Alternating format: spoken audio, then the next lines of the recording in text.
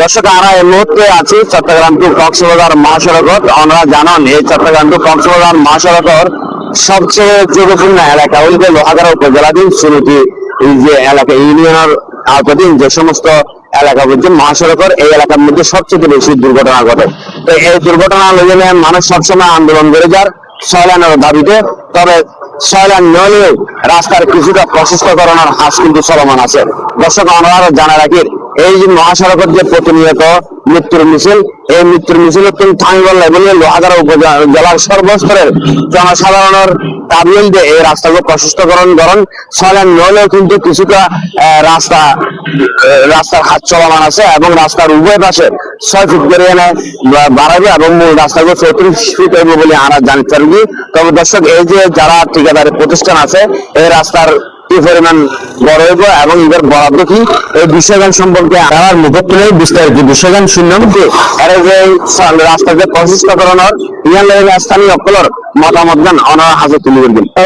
বহুত হাসির কিন্তু আসলে আসাম সলানের ওদের হতা এটা অনেক অ্যাক্সিডেন্ট ঘটে, দুর্ঘটনা ঘটে, অনেক মানুষ মারা যায়।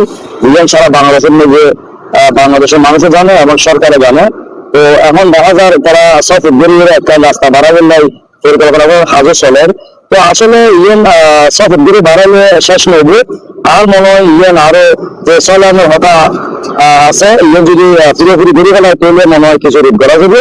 তো এটা আসলে লোহাগাড়াবাসীর দাবি, সকল দক্ষিণ জেলার দাবি, দক্ষিণ জেলা, দক্ষিণ চকরিয়া, কক্সবাজার, সাতকানিয়া, লোহাগাড়া এই দক্ষিণের দাবি, মানুষের দাবি, গণমানুষের দাবি। এই যে সয়লান সরকারের কাছে দক্ষিণের দাবি। অ্যাকচুয়ালি এই রাস্তা বলতে কি বাংলাদেশের সবচেয়ে জনপ্রিয় রাস্তা, যেহেতু বিশ্বের সবচেয়ে বড় সমুদ্রীয় নগরী আমরা কক্সবাজার এবং সমুদ্র রয়েছে কক্সবাজার। এই জায়গা কিন্তু সাইলেন নয়, এটা কিন্তু সাইলেন 100% হার।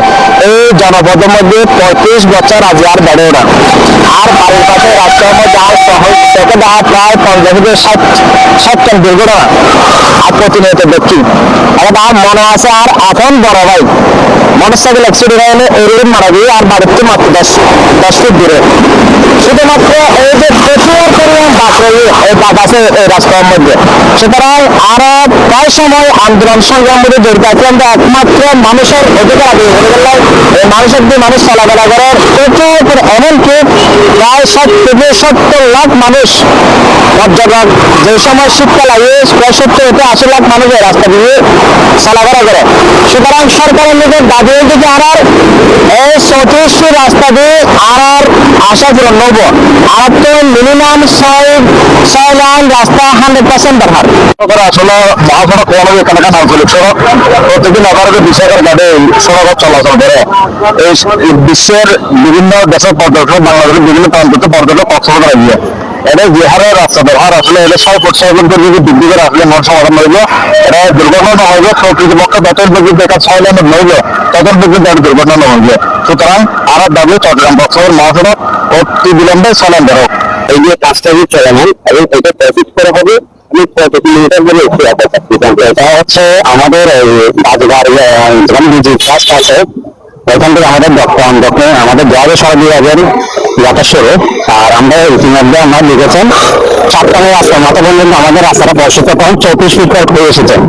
এখন সাতকানের রাস্তার মাথা থেকে আমাদের যেদিকে জাঙ্গালিয়া এন্ড পয়েন্ট আছে ততটুকু পর্যন্ত রাস্তাটা এখন 34 ফিট হবে। এখন ওই পাশে 6 ফিট করে 12 ফিট করে এখন আপাতত তা ইজি হবে। এখানে মূলত 3টা প্যাকেজে কাজটা হবে। এখানে আমার সাতকানের রাস্তার মাথা থেকে রাজঘাট ব্রিজ পর্যন্ত একটা প্যাকেজ, রাজঘাট থেকে আপনার এখান থেকে বিরিঞ্জি নার্সারি থেকে আরেকটা প্যাকেজ, আর এটা হচ্ছে 3 নম্বরে বিরিঞ্জি নার্সারি থেকে আমাদের জাঙ্গালিয়াতে নিলাম। আমার 3টা প্যাকেজ মিলে মোটামুটি এটা 100 কোটি টাকার মধ্যে একটা কাজ বরাদ্দ হয়েছে। এখন যে কাজ চলমান আছে আপনারা তো এটা পরিদর্শনে আসছেন, এদের কাজগুলো কি মানে যেভাবে যাওয়ার কথা সেটা রুখে থাকছে নাকি? না না, এখানে আমাদের সামনে দেখেন আমরা লেয়ার বা লেয়ার এটা কমপ্লেকশন করে কাজটা করতেছি। এখন এখানে সবকিছু দিনের মধ্যে কাজ হচ্ছে। আমরা চাইলে যে কোনো এক্সপ্লানেশন দেখতে পারেন। এখন আমরা লেয়ার বা লেয়ার দেখেন আমরা আইজিতে কিন্তু আমরা পানি দিয়ে কাজ করছি। আইজিতে পানি দিয়ে 2 লেয়ার কাজ করবো, পানি দিয়ে ওয়েলিং করে 2 লেয়ারে, তারপর আমরা এরপর সাবডিভিশনের প্রোগ্রাম দেবো। এর মধ্যে আমরা কিন্তু ডিসিবি কাজ করবো, এরপর যেগুলো এই কাজগুলো করার পর আমরা সাবডিভিশন প্রোগ্রাম রাখবো। এতক্ষণ পর্যন্ত যারা এই যে হাজের সাথে সম্পৃক্ত রোড অ্যান্ড হাইওয়ে কর্তৃপক্ষের সাথে কথা হয়নি এবং এই রাস্তা দিয়ে যারা চলাচল করে সাধারণ মানুষ তারা লাগে কথা হইলে জীবন জানতে পারবে। তবে এই এলাকার মানুষের একখানে দাবি রাস্তাঘাটে চলেন উন্নীতকরণ করে এর যে সব বিজ্ঞান বৃদ্ধি করেন ইহার দ্বারা অনেক মৃত্যুর মিছিল কিন্তু এই মহাসড়কের মধ্যে কেন্দ্র নয়। বিশ্বের অন্যতম পর্যটন কেন্দ্র হচ্ছে কক্সবাজার সমুদ্র সৈকত। এই সমুদ্র সৈকতের মধ্যে দেশ বিদেশের প্রত্যেক মানুষ কিন্তু অধিকাংশ মানুষ কিন্তু এই রাস্তা দিয়ে যাতায়াত করে। তো যার কারণে এই মৃত্যুর মিছিল যদি থামাতে চাই অবশ্যই চলেন করা পড়বে বলে দাবি করেন এই এলাকার সর্বস্তরের জনসাধারণ। দেশের বড়ুয়া, প্লাস